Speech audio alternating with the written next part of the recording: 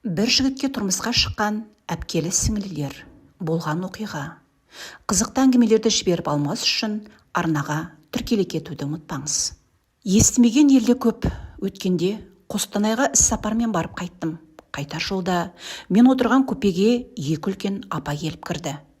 Купеге сөйлей кірген апалар жол бойы да әңгіме айтып отырды. Арасында мені де сөзге тартып қояды. Мен сөзге көп араласпай, ұялы телефонымды шұқылап, арасында апалардың әңгімесін тыңдап жаттым. Апалардың бірі, бір үйдің екі қызы бір байға тиіп алды деген сөзін құлағын шалып қалды. Қолымдағы ұялы телефонды шұқылауды тез доғарып құлақ түрдім. Қызығушылығым оянып, апа, осы әңгімеңізді басынан бастап айтыңызшы дедім. Апа жоғарыдан басымды салбыратып жатқан маған бір қарады да әңгімесін бастады. Көрші ауылда Сәбит деген бізге ұсақтау туыс болып келетін бауырым тұрады. Менен 10 жастай кіші, әйелінің аты Майра. Екеуі де оқыған, жоғары білімді адамдар. Ел ішінде өздеріне жарасар абыройы да бар. Сол Сәбиттің екі қызы бар. Екі қызы да университетті бітірді. Оқу бітірген соң Қостанайда жұмысқа қалған. Екеуі де карьера деп байға тимей жүрді. Осыдан 3-4 жыл бұрын 30-дан асқанда үлкен қызы тұрмысқа шыққан болатын. Бір шетелдікке тұрмысқа шығыпты. Араб па, түрік пе, білмеймін, мұсылман екен әйтеуір. Тойды да сол Қостанайда жасады. Той қалада болған соң балаларды жібергенбіз. Әйтеуір сол кезде біздің балалар той керемет болды деп ауыздарының суы құрып келген еді. Айтуларынша той қымбат мейрамханада өтіпті. Біраз уақытқа дейін дастарханға қойылған таңсық тағамдардың әр алуандығын айтып жеткізе алмай жүрді. Атаулары да, адамның да тілі келмейтін өзгеше тағамдар. Кілең біз естімеген. Таяуда сол Сәбиттің екінші қызы тұрмысқа шығайын деп жатыр екен деп естідік. Ең болмаса осы қызы қазаққа тиіп, ата-анасына қайырылса деп ойлағанбыз. Бірақ кімге тұрмысқа шығып жатқан естігенде есімізден танып құлай жаздадық. Мұндай да сұмдық болады екен.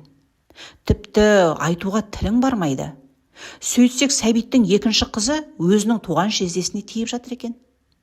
Сол баяғы шетелдік араб па, түрік пе, әйтеуір қазақ емес. Алғаш естігенде жаңсақ айтылған әңгіме болар деп ойлағанбыз. Осыдан 4-5 күн бұрын құтты болсын, қыздың жолы болсын деп айтайық деп ақсақалыммен бірге Сәбиттің үйіне арнайы барып қайттық. Жөн сұрастық. Әлі де елдің сөзіне сеніңкіремей, қызың қай жаққа тұрмысқа шығып жатыр деп сұрадық. Сәбит терең күрсінді. Майра көзіне жас алды. Содан ақ елдің сөзінің рас екені белгілі болды. Басқа түссе баспақшыл, басқа түскен соң көнеді екенсің деп Сәбит сөз бастады. Айтуынша үлкен қызы бала көтермепті. Дәрігерге қаралған екен, бедеулік дертіне шалдыққансың, мүлде бала көтермейсің депті. Содан кіші қыз суррогат ана болып, апа жездесіне бала тауып беретін болып келісіпті. Содан үшеуі бір үйде тұрған көрінеді. Сөйтіп жүріп, кіші қыз жездесінен жүкті болып қалыпты. Онымен қоймай, жездесі екеуі бірін-бірі ұнатып қалыптымыз.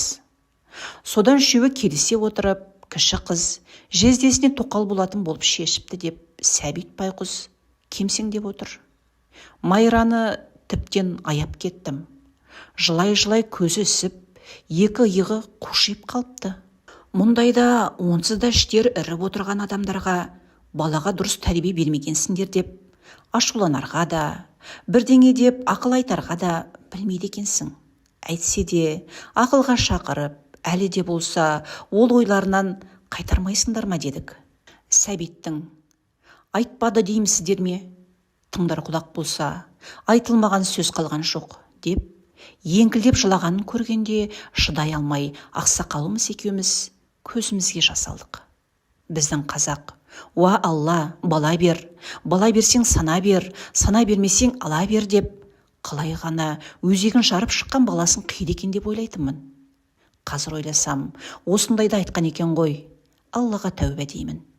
Әйтсе де расымен-ақ Алла мұндай бала бергенше бермегені абзал-ау. Сәбит пен Майраның жан ауруын Алла ешкімге бермесін. Өкінішке қарай бүгінде атан алдындағы перзенттік парызын ұмытқан жастар көбейіп барады, деп апа көзіне жас алып әңгімесін аяқтады. Апаның әңгімесін тыңдап жатып ойланып кетіппін. «Әй, күйеуің бар ма? Қазақ па?» деген дауыстан селк ете қалдым. Қарасам, апаның қабағы қатул екен. Дәл сол сәтте күйеуім араб немесе түрік десем ұрып жіберетіндей. Қорқып кеттім. «Жалмажан, жоқ апа, мен әлі тұрмысқа шыққан жоқпын» дедім. «Онда тыңдап ал. Дәулетіне қызығып, шетелдік біреуге тиіп қаңғырма. Тіпті атанаң сені таңдауыңа қарсы болмас. Өйткені атана бала үшін бәріне көнеді. Сондықтан қарсы болса да білдірмейді.